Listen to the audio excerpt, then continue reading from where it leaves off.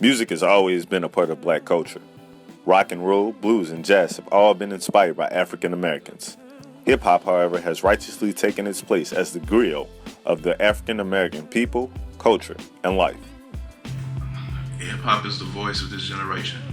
It's the voice of angst. It's the voice of rebellion. It's what Chuck D coined it to be so many years ago. It is the CNN of what's happening in the streets. In the South, much like any place else, hip hop basically mirrors what's going on in everyday life, and it's a very important part of what's going on. And I tell people all the time, if you want to know what's happening in a particular city, if you want to know what's happening in a particular state, listen to the music of the artists that are coming out of that area. And for the most part, even within a lot of it that you may or may not want to listen to, or may not be too harsh for you, if you listen to what they're saying, if you listen to the power, and you listen to the energy in which they're saying it, you can get a bird's eye view of what's going on in that particular area. And in Mississippi, just like with any place, if you listen to the music of the hip hop artists, they're telling you, what we've grown up dealing with for so long, what we're dealing with right now. So, what is hip hop saying today? In an age where implicit racism is effervescent, is hip hop a direct reflection of the plight of African Americans, or is it a fairy tale of the rich and famous? Amiri Baraka, aka Leroy Jones, in his critical book, Blues People, once said that you can always tell what black people are thinking and what they're going through by listening to their music. If we were to listen to mainstream hip hop right now, sans a few people like Kendrick Lamar and J. Cole, you would think that black people are doing very well in this country. We've got Bentley, we've got ice, we've got mansions, we got all these exotic cars, we got money to throw around, and you would think the only thing black women can do is strut around in bikinis. The South, historically the epicenter for slavery, Jim Crow laws, and in-your-face racism, often finds itself in a spiral of silence when it comes to speaking up and putting out music that speaks about social and political issues. Amiri Baraka and Blues People talked about black music being a clock, like telling the time of where we are politically and socially and what that means. On Black on Both Sides, Mos Def talks about hip hop isn't a giant living in the hillside. It is reflective of who and what we are, right? So that same idea being interpreted and shared in a different way. Popular music at this point in history is about generating dollars for corporations. I don't think that political content generates enough revenue for corporations for any of those songs to be commercially successful or released in that type of way. 1.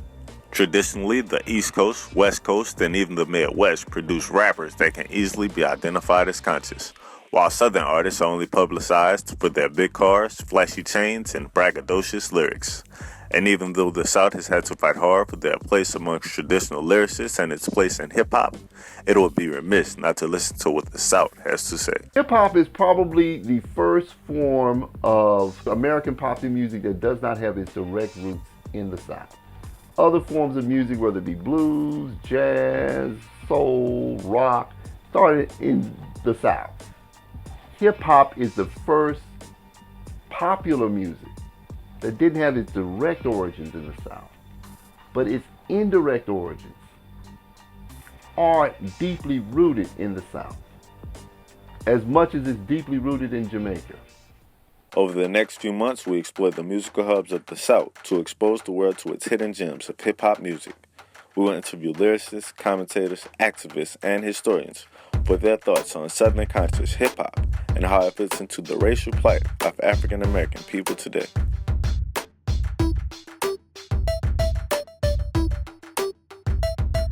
The first place we will visit is Jackson, Mississippi. Mississippi is only a part of it. You're talking about central Mississippi. Jackson, Mississippi is the crossroads of the South. We are directly intersecting Interstates 55 and Interstate 20. if you're traveling from Atlanta or Dallas, east, west, in either direction, or if you're traveling from here up north, you have to come through Jackson, Mississippi at some point. And I think that is what has been a driving force in the music that's produced in the central Mississippi area. When you talk about North Mississippi, you talk about the Golden Triangle, you know, Starkville, Columbus, you talk about the Delta. Those areas are heavily influenced by Memphis. When you talk about Hattiesburg down to the coast, you talk about areas that are heavily influenced by New Orleans and some Florida sounds as well. Jackson, Mississippi, founded in 1821, is the largest city in the state of Mississippi, as well as the state capital. With the Pearl River to the east of the city, it is broken up into the north, west, and the south. You can just say, for instance, go through Jackson, this city right here, and you look at the infrastructure of Jackson, which is crumbling. You look at going to West Jackson, you know, some of the poorest neighborhoods in the community, but if I take you to Eastover, you wouldn't even believe you were in Jackson.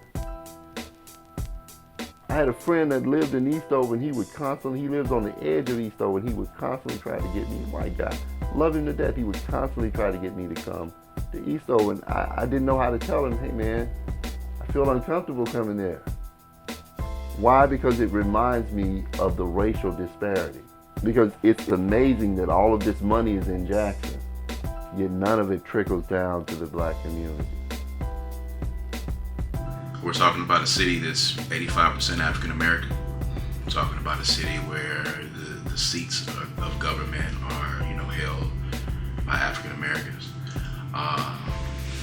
You're talking about a city where black folk, although they are the majority, they only own 10% of the wealth in the city. So we're talking about a changing demographic in the city. We're talking about a changing demographic in the sense of there are many younger people that are involved in government, that are making decisions in government, yet and still, because of that disparity that exists in the wealth within the city, you know, some things still haven't changed. Some things still remain the same, and until we are able to seize not just political power, but also economic power and independence, as well as being the majority of people in the city, you know, some of the problems are still, you know, going to exist. But even with its high black population, African Americans are still at a power struggle to control the city they make up. You know, if you want to talk about race relations in Jackson, yes, there's some progressive whites here, but they're few and far between.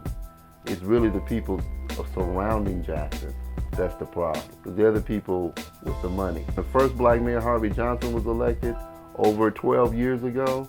Guess what? Businesses started leaving in droves. You know, go look at the Clarion Ledger. Read any of the stories that relate to black people and crime, and then just go down and read the comments. You know what white folk call Jackson? Jackistan, Jack Africa, or Jafrica, as though that implies we're uncivilized. They went entirely to private segregationist academies, almost entirely. They went to the suburbs, and you see the phenomenon of white flight really balloon in January 1970. And if you look at our private academies in the state of Mississippi, outside of our parochial schools, outside of our religious private academies, and outside of our historically black private schools, they are all founded after Brown versus Board of Education in 1954. There are some that have been founded in the last decade, but the vast majority of them are founded after 1954. And the state of Mississippi, after Brown, also provided for both the funding of those schools directly and for the provisions of what were called tuition assistance for poor white students to be able to attend those schools who otherwise wouldn't be able to. Now, traditionally in this country, tuition assistance provided by states was provided to black students so that southern states wouldn't have to desegregate their schools.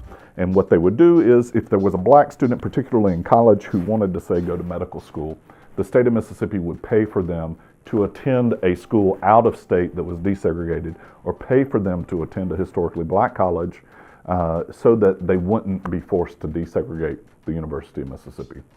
This tuition assistance was always biased, but after desegregation in Brown, the state provides tuition assistance for white students to be able to attend these segregation academies. All of this is related when we talk about the culture of Jackson today and the dynamics of Jackson today. That power structure, while it is still the only major metropolitan area in the state, while it is still the state capital, the people who have the most power, and particularly within right-wing conservatism in this state, are all products of suburban white flight education and communities. And so they themselves have never been and are not invested in the city of Jackson, in public education in particular, and in the culture of Jackson. And so there is this deep segregation that continues today that is, instead of a de jure segregation, is now a de facto segregation between the black city and the white suburbs. And it is, to this day, deeply divided along those lines. And the culture of Jackson is still deeply divided along those lines between the white affluence of the suburbs and the poverty of the city. There are some exceptions to that, right? And there are good progressive whites who still engage the city. But generally, there is still this divide, and that divide, as much as anything, continues to define not just the culture, but the economics and the politics of the city. And really, when we talk about power, and when we talk about power in the South, when we talk about something like Jim Crow, we're not just talking about culture. We're not just talking about social power and segregation. We're also talking about political and economic power. We're talking about something that's much more encompassing than just how we live our lives. And Jackson isn't the only place in Mississippi still feeling the effects of its history. The entire state has issues in many areas, mostly as a result of historical segregation. Race relations in Mississippi haven't really changed that much from 40 years ago. I mean, it's just more subtle now. You don't have blatant, races, burning crosses and, knocking on doors and things like that. But in the same sense, you can tell for the most part who is and who isn't because of the symbols and the kinds of things they do say about things. For the most part, it's pretty black and white in Mississippi. That's the easiest way to say it. Like, what spaces you can kind of navigate in, and what spaces you don't need to be navigating in. And even still, 150 plus years from the signing of the Emancipation Proclamation and 50 years from the most iconic events in civil rights history, Mississippi is still dealing with acts of hatred. In terms of race and racism in Mississippi today, the reality is that there is some hope that what was the blatant bigotry, the outright violent racism that was kind of the dominant form of racism throughout the first half of the 20th century, that is no longer the most popular form of racism. It's not what you see as the dominant expression. And we still see it, right? On our own campus at Jackson State in 2011, James Craig Anderson, a black man walking to work early one morning, murdered by a group of white teenagers just blocks off this campus because they were coming into town on the weekends looking for fun and thought that part of their recreation would be beating up and attacking black people who they thought looked homeless. This is what they did for fun. And they ended up murdering him. And, just an example of that violence that hasn't died. It's not gone. We know that it's still here.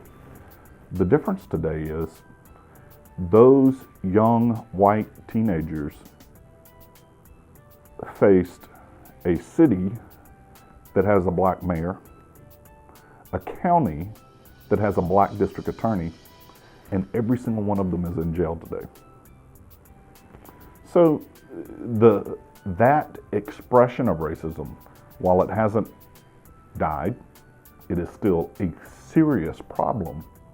It's not the dominant form, because as an expression of racism, that is a form that we can deal with. When I say we can deal with it, it is a form that is easily recognizable as bad, and you can attack in a way that you used not to be able to do, particularly since 1965 and the Voting Rights Act, and the fact that 40% of the state's population is African Americans, and now that they can vote, there's an ability to deal with that outright and explicit racism. University of Mississippi NAACP President Bukka Okoye and a group of his peers tried their luck at combating an age-old symbol that for most means hate and racism, but to others means history. Over the summer, with the shooting that happened in Charleston, that kind of ignited just the new debate around the flag. It's not that we didn't have already kind of deep-seated tensions with the flag already, but that, what was happening in South Carolina right after that shooting concerning the flag kind of, sparked for us, like, this is a chance for us to reignite this conversation in Mississippi. And so we look to kind of pressure our own school to take down the flag, which would, I guess, pressure our capital as well here in Jackson to take down the flag across the state. This response has been seen at countless universities around the country. Take down the flag, hands up, don't shoot, and die-ins, all organized and enacted by the nation's millennials. But what is said to be the voice of the generation hasn't exactly been doing the same, especially in the South. I don't think any artists are producing any content that address some of these issues and some of these challenges, right? So what we gotta recognize is rules, and not focus on exceptions. I think Kendrick Lamar is the exception to all the rules, right? Like, artists that do the things that we do aren't typically as successful as Kendrick is. Southern artists aren't contributing to the discussion, and it's not, right? But it's this. If you did a content analysis of all of the songs, what percentage of those songs are making any statements whatsoever? And if we look at that and then we say the average is this, and Southern artists aren't this average, I think that's a completely different conversation. Once the mainstream gets involved in hip hop, in order for it has to be commercialized. And in order for it to be commercialized, it has to be homogenized. So political records that deal with things like race, police brutality, things of that nature, can't happen. First of all, when you talk about hip-hop journalism, and when you talk about hip-hop music from the South, there's an inherent bias that takes place against Southern music, first of all. There's a stigma that's attached to it. And if you want to take it back and you would go even further, the South is the birthplace of American music, period. Mississippi particularly is the birthplace of American music, and we call it Little Africa, and that's what we've coined it, because within Mississippi you can find the beginnings of every form of music outside of classical that exists. And when you have a people that are that creative, and you have a people that are that resourceful, that came in and virtually revolutionized what was happening in music. When once the South took over, they've had a handle on what has been going on until just recently when the West Coast has emerged. That bias has existed from the fact of we brought the entrepreneurship into the game, we brought creativity into the game, we brought a lot of the terminology, we brought a lot of the fads and trends that exist in music, because we are some of the most creative and some of the most resourceful and innovative people in the country. And when you have New York being the birthplace of hip hop, and you can go to New York now, and for most instances you can hear them bumping more Southern artists than you can hear them bumping anything, of course that creates a schism there. So at the end of the day, people are going to tell you that this is what the South represents and this is what the South is, but they're only giving you part of the picture, because if you, like yourself and anybody else that does any research, you'll understand the people that are here that are really dropping knowledge in their records and that are really, giving some positive aspects, giving some lyrical aspects to the music. And that's a lot that we don't get credit for. We get credit for dance, we get credit for Too Loud Crew, we get credit for, creating, all kinds of crazy dances and stuff that goes on. We get credit for that, but we don't get credit for the other aspects, the lyrical aspects, the storytelling aspects in hip hop, the innovation in music. We don't get the credit for that, that we should. And inherently there is a bias that's there. Our artists are treated differently than other artists in other parts of the country. I think Southern artists aren't any worse. I think they're presented in a way because most of the artists that I know that are emerging are from this area, because this is the area that I work in, right? Are overtly political. And we're by and large a very Southern bunch. At least the good ones are. We are a very Southern bunch. And we are definitely very influenced by I don't want to be one of those people that's like NWA was a political rap group. I get what people are trying to say with that, and I accept that, right? Like, okay. But I don't think a mentor of mine says that art without intention is spectacle, right? I don't think the intention of NWA was to call attention to the political realities of poor people in Compton, California. When I got my first record deal, we were told by somebody, you're from Mississippi and you're from the South, you're going to have to be 3 times better and 3 times doper than the average person from the West Coast or New York for people to even take you seriously. And that's a mantra that we have always, carried with us. We've got to be bigger, faster, and stronger just to get noticed just a little bit. We've had to be able to do that. And that's a badge that we carry around with us. The South has 5 epicenters of music, but Mississippi isn't one of them. However, Mississippi has a history of producing hip-hop artistry and very conscious hip-hop at that. From Mississippi comes Cricket Letters, which later branched out the solo career of David Banner, Stew Pot Stowaways, Wildlife Society, and now rappers like Big Crit and Ray Shrimmered. Stew Pot Stowaways, which was myself, David Banner, and Ice Green EP, which are Abstract Mind State, Ragabunkins, which was Hugh and Zarin, DJ Scrap, vice versa, Satin. There were very few people doing it because it wasn't the cool thing to do. For Jackson, for us, even though we were, watching hip hop on TV and listening to it, it wasn't something that people really thought that they could get into. And again, it goes back to that inherent inferiority complex that comes with you being born and living in the state of Mississippi. You don't ever think that you're good enough. So we were late to the party in that sense, and the South was late to that party because we had heard for so long how much better these other areas are and how much better these other areas are than your state when we're talking about particularly Mississippi. So when people started doing it, people didn't see it as something that you can make a career out of. People didn't see it as something that you can viably do, and they didn't see the money that was in it. So for us, we were doing it because we would have done it without making a dime. But of course, that dynamic changed when people began to see people on TV and people started making money. That dynamic changed. So, out of those humble beginnings, you have DJ Razzle K, who is now deceased. You got the Wizards, you got Shake 'em Up Sounds, Howie Howe and Sleepy Nevils. They were on WNPR, and they became the DJs later for the first group to actually get a record deal out of Jackson, which was Wildlife Society that signed with TVT, Interscope Records. And out of Stew Pot Stowaways, out of our crew, myself and David Banner formed Crooked Letters, and we were the second group to get a record deal out of the city of Jackson. And we were also the second group to be featured in Unsigned Hype in the Source.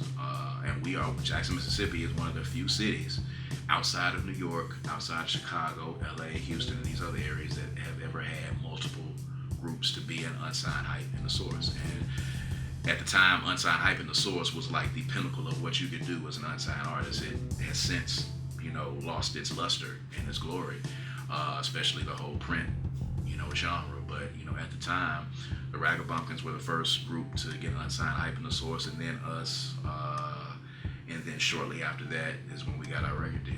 Wildlife and ourselves were some of the first artists in the city to actually get played on radio here. And I remember there being a program director here before we got played on the radio that was very adamant about the fact that he was never, ever, ever, ever going to play rap music. Some of them, like Wildlife Society, who's like one of the foundational groups, deal with social political commentary. One of my favorite records is Boogeyman, where they talk openly about racism. You've got historically groups like Crooked Letters. Now the younger cats coming up, there's not that, I don't hear, with the exception, like I say, of the Skip Coons and the Pie Infamouses and stuff, I don't hear a whole lot of social commentary in the music. But that's primarily because they're trying to get on. And when they're trying to get on, you're going to say what everybody who's already on is saying. If Big Crit was from North Carolina, or if he was from LA, or if he was from New York, he'd be a much bigger artist than he is right now. And you look at the comparisons between, you know, him and J. Cole and Kendrick Lamar. I made, you know, one particular comparison. Kendrick Lamar did a verse on the Control remix with Big Sean, and the media talked about it incessantly for weeks about how great this one verse was. Big Crit releases Mount Olympus, which was a lyrical onslaught, which was an entire song of him basically proving to you his lyrical superiority, and there was not a whimper about it in hip-hop media at all whatsoever. Nobody covered it, nobody said anything about it, although in form and content it was a much bigger, wider, and better piece than the verse that Kendrick Lamar put on Control. And the same thing that happens in media with race and with other issues, when you don't control your narrative, this is what happens. And the South has not found a way to control its narrative, so we put our story in the hands of other people. So therefore, you hear more about a Kendrick Lamar and you hear more about a J. Cole than you do about a Big Crit. And that's the inherent bias that exists, you know, in hip-hop journalism right now. It's the same inherent bias that exists in journalism when they're talking about Mississippi and what's going on in the state of Mississippi. You know, naturally, we are seen as the bottom of the barrel, and we have allowed people to continually report on us in that fashion until we have began to just react. What would you say conscious music is? If I'm honest, not good. Not good? Yeah. Okay. Like, you know, the mix don't be right, the vocals don't be right, the lyrics don't be that sharp. Like, it's not good. And then it kind of begs for support instead of making a quality product that people want to support. Matter of fact, my music sounds good. I work really hard to write good songs. I don't try to compete with the club because I can't. So I just make a completely different lane. I don't try to make the club like music. So you'll have artists, I've seen artists, and it's always hilarious to me, that'll be like, yo, everybody like this snap music, so I'm gonna make a positive snap song. You a goofball. Like, leave this to the men, so. It's from humble beginnings, and slowly but surely we've gotten to the point now where we're catching up with people. And I always say, once we actually catch up aesthetically, when we get a lot of these old fogies out of the way, when we catch up aesthetically, the talent that is inherently there is going to propel us past whatever it is there, because I believe within these 82 counties are some of the most talented people that exist on the planet, and that's how I feel that God deemed it. You know, most of the geniuses that I know, and most of the innovative musicians, and most of the greatest lyricists that I know have come from within these 82 counties, and all it is now is just us trying to figure out a way for the world to hear them.